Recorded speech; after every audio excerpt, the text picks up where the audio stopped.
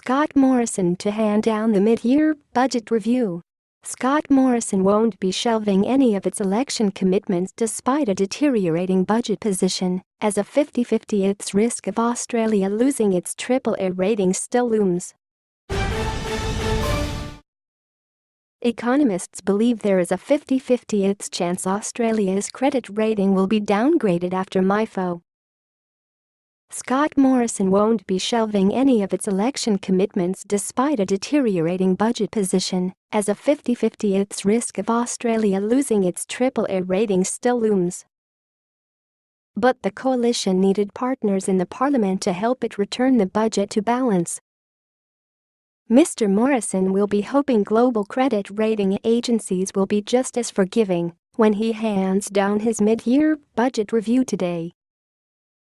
Speaking to reporters in Canberra, Mr. Morrison said the government would come good on all its election commitments, but in a way that did not retreat from the job of budget repair.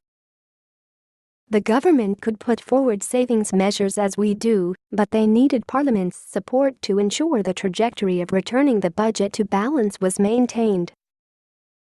Mr. Morrison said Australia faced very difficult fiscal and economic challenges. "I think we need a strong wake-up call about the need to understand the depth of these challenges," he said. Mr. Morrison said the update was a careful document that took into account many things that had happened during the past 5 to 6 months, including major shifts in commodity prices and negative growth in the September quarter.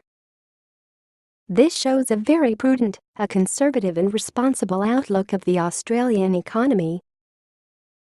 His comments come as a survey has found 2 out of 3 Australians think budget deficits are okay in certain circumstances. However, economists believe there is a 50-50 risk of the nation losing its AAA rating if the budget has deteriorated since May as to delay a projected surplus in 2021. A downgrade would hit confidence, raise borrowing costs, and be a huge embarrassment for the government. Finance Minister Matthias Cormann won't say whether the surplus prediction still stands. "We have been working for some time to get spending under control, to get the budget back into balance as soon as possible, and we have been making progress at every budget and budget update," he told Sky News on Sunday. Credit rating agencies have repeatedly warned Australia's top-tier rating would be at risk if sufficient headway is not made in repairing the nation's finances.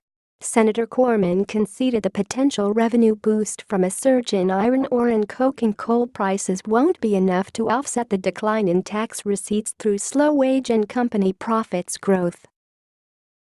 It suggests the forecast 2016-17 budget deficit of $37.1 billion will be even bigger. Economists also believe the 2016-17 economic growth forecast of 2.5% will be lowered after the recent national accounts showing the economy went backwards, posting its worst performance since the 2008 to 2009 global financial crisis.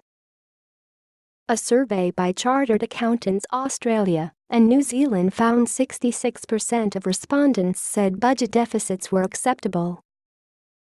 However, the polling suggests people think the government's strategy of cutting spending to reduce the deficit is the wrong.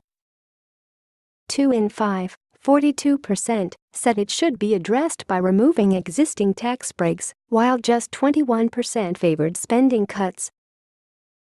People want to see meaningful reform of tax breaks over simply cutting funding from major programs, Chartered Accountants head policy leader Geraldine Magary said. Chartered accountants have previously called for an independent monitoring of the budget, such as through the Parliamentary Budget Office. Mr. Morrison and Senator Cormann will jointly release the mid-year economic and fiscal outlook at midday.